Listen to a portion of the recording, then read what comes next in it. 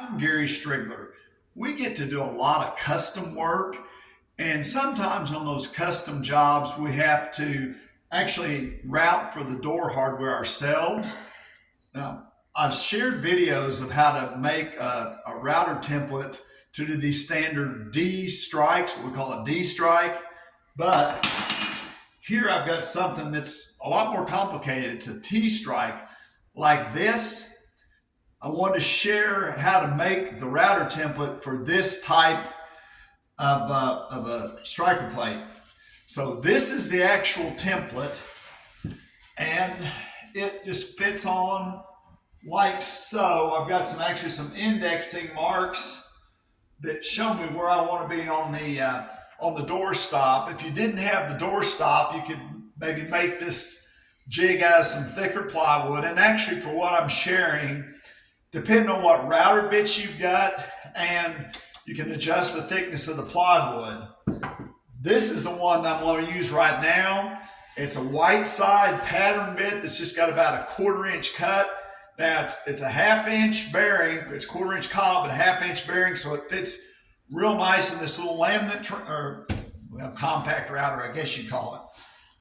So once this is on here, all I have to do is run the router around. The bearing follows this, and I have pretty well a perfect cutout in just a few seconds. You do have to go back and square out the corner, but that's not too big a deal. But how did I actually make this cutout for this jig? So here's another one that I've kind of started. And you see it's that same profile pretty much. But how did I do that? It's actually pretty simple. If you look on the back, I drew out where my T-striker plate needed to be.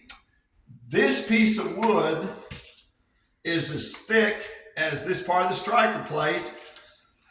And I drew it out, and I took headless pins and just shot headless pins through the front into these pieces of wood.